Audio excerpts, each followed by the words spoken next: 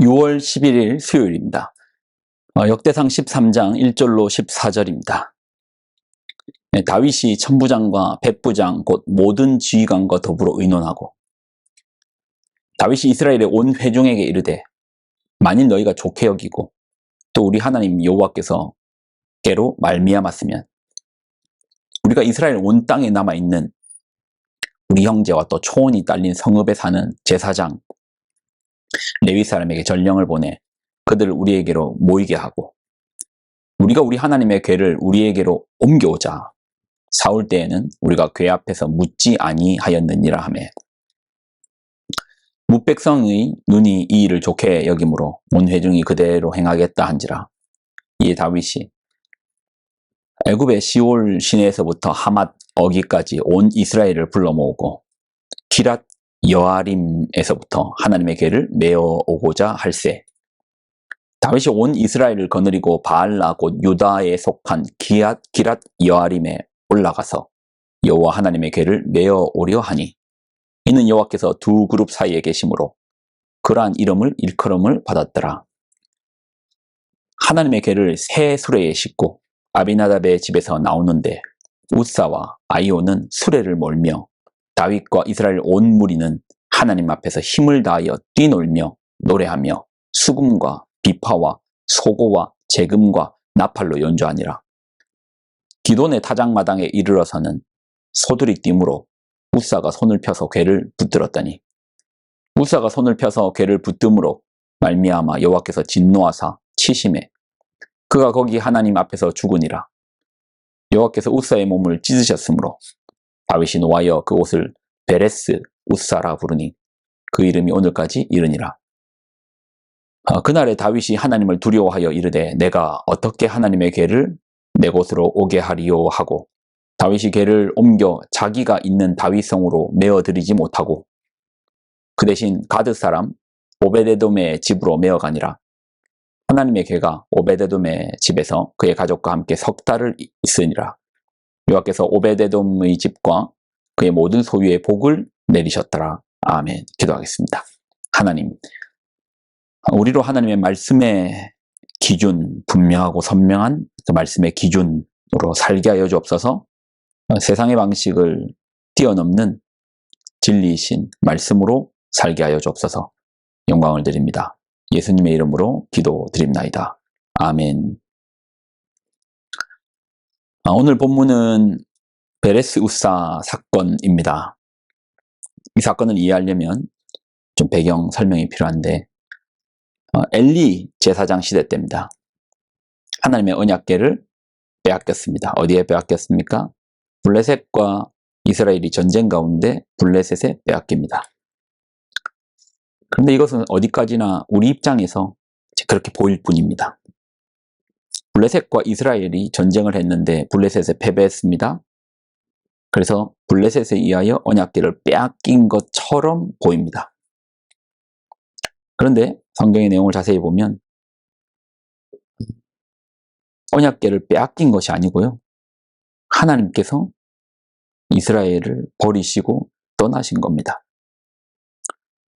하나님 당신을 도구화시키는 자신들의 욕심을 위해서 하나님을 도구화시키는 하나님 향한 어떠한 경외도 없고 하나님 향한 두려움도 없이 하나님을 마치 램프 속의 지니처럼 도구화시키는 그 이스라엘을 하나님께서 떠나신 겁니다. 블레셋 역시 하나님의 언약궤를 마치 자신들이 전쟁에서 이겨서 가지고 온 전리품처럼 취급합니다. 그러나 하나님은 만홀히 여김을 받지 아니하십니다. 하나님께서 블레셋에 역병을 보내십니다. 이 역병을 통하여 그들은 하나님을 두려워하기 시작합니다. 어렴풋하지만 하나님이 누구신지 적어도 하나님을 두려워해야 된다는 사실은 알게 됩니다.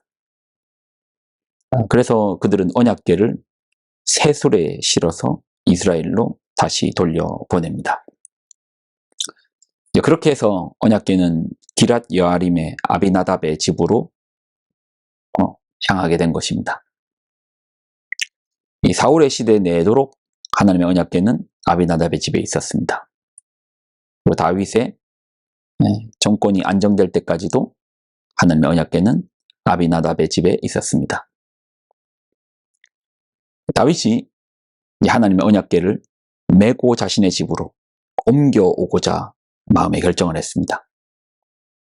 그리고 이 결정을 자신의 혼자만의 결정이 아니라 하나님 앞에서 묻고 또 온 방백들과 특별히 각지에 흩어져 있는 제사장과 레위인들에게 함께 의견을 나누고 또한 제사장과 레위인들을 불러 모읍니다. 그렇게 해서 하나님의 궤를 다윗의 성으로 옮겨오는 프로젝트가 시작됩니다. 각지에서 불러 모은 레위인들, 제사장들, 다윗의 신하들, 군인들, 군사들, 찬양대, 찬양팀, 수많은 사람들이 아비나답의 집 앞에 모였습니다. 자, 그리고 언약궤를 메어 오려고 합니다. 그리고 성경을 보면 어떻게 나오느냐.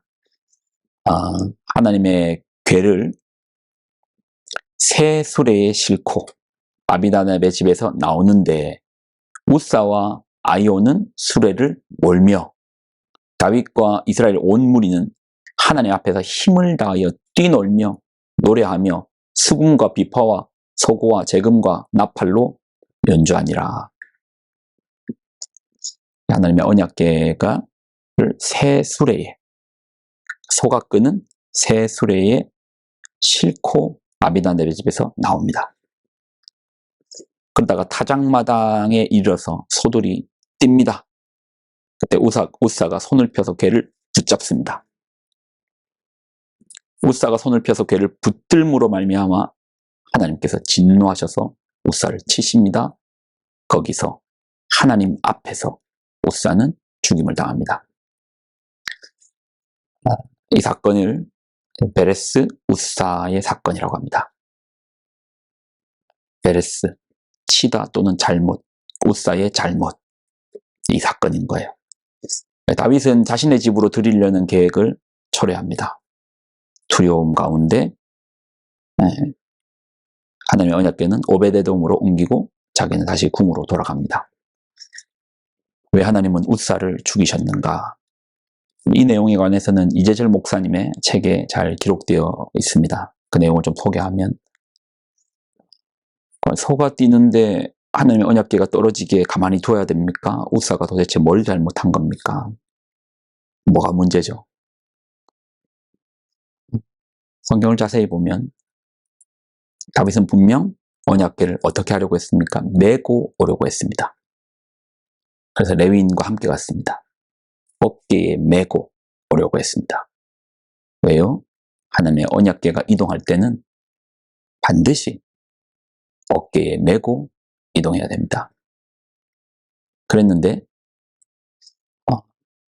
아비나답의 집에 갔을 때 그의 아들인 우사와 아이오가 수레를 몰면서 언약궤는 그 수레에 실려서 나옵니다.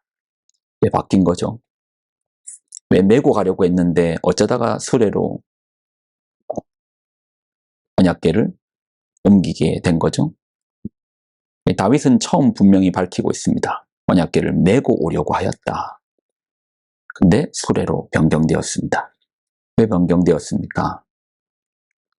아마도 우사의 집에 여러 날, 참 긴 시간 동안 있었으면서 우사 역시 이 언약궤가 이제 익숙해지는 거예요. 하나님에 대한 경외가 점점 무너지기 시작한 것이죠. 그리고 많은 사람들 한번 이 그림을 생각해 보면 우사와 아이오가 수레 앞에 있고 언약궤를 끌고 다윗이 그 뒤에 서고 수많은 사람들이 자신들을 따릅니다. 그때 우사의 기분, 마음 어땠을까요? 지금 하나님은 우사 앞에 있는 겁니까? 우사 뒤에 있는 겁니까? 수레에 끌려오고 있으니 우사 뒤에 있는 거겠죠. 지금 어쩌면 그 거대한 규모의 사람들이 움직일 때 웃사의 마음이 어때야 했을까? 웃사 역시 하나님의 내가 잘한다. 내가 지금 언약궤를 하루 이틀 우리 집에 있었던 것도 아니고 내가 잘한다. 가끔 우리가 이제 그런 표현을 할 때가 있어요. 내가 잘한다. 내가 옛날에 그래 다 해봤다. 언약궤를 아유 힘들게 왜 어깨에 매냐. 뭐 수레에 메고 가면 되지. 수레에 가지고 가면 훨씬 더 편리하지 않느냐. 가끔 우리가 편리와 세상의 합리성, 융통성이란 이름으로 하나님의 말씀의 법이 무시될 때가 있습니다. 그런데 하나님은 만홀히 여김을 받지 않으십니다. 하나님 정해진 말씀에 따라 우리가 하나님을 섬겨야 됩니다. 우리의 편리를 따라 이용하는 대상이 아닙니다. 우리 하나님은 우리가 경배하고 예배해야 되고 그분을 경외해야 될 대상이지 우리의 편리성에 따라서 이용하는 대상은 아닙니다. 이 말씀의 깊이를 한 번 더 깊이 나누는 때가 있을 겁니다. 또 뒤에도 이 말씀이 더 나옵니다. 오늘 여기까지만 나누겠습니다. 여러분 가끔 신앙생활을 하면서 융통성이란 이름으로 신앙의 가치보다도 세상적인 방법을 더 중시할 때가 있는데 그렇게 신앙생활을 하는 것은 아닌 것 같습니다. 언제나 우리의 모든 법 앞에 하나님이 앞서 계시지 하나님이 뒤서 우리를 따라오시는 것은 아닙니다. 그렇게 신앙생활을 하는 것이 아니죠. 기도하겠습니다. 하나님, 우리로 주의 말씀 앞에 분명히 반드시 서서 주님의 그 길을 따르는 자 되게 하여 주옵소서. 말씀의 진리의 빛을 쫓아 그 뒤를 한 걸음 한 걸음 나아가도록 우리의 삶을 인도하여 주옵소서. 영광을 드립니다. 예수님의 이름으로 기도드립나이다. 아멘.